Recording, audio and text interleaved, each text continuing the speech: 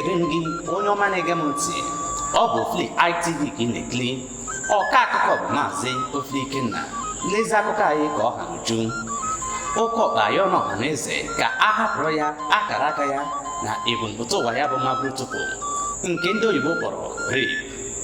N'ihi nke a ka onye ọbụla were odogwu ya tinye n'ụbọ site n'iji ekwere ike na babụwa ya gbaa ya ogige ndụ na-abụghị nke ọnwụ.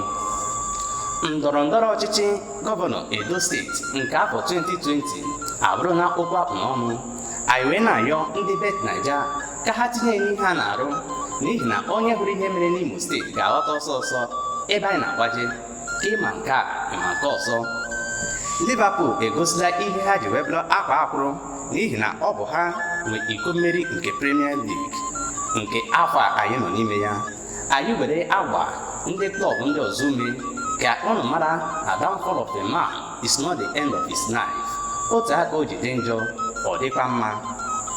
The Socio-Economic Rights and Accountability Project SERAP n'olu ndị iti ayọna Federal High Court nọ n'Abuja ka agwa Federal Government na Central Bank of Nigeria ka ha wepụta aha ndị Nigeria nwetara COVID-19 palliative.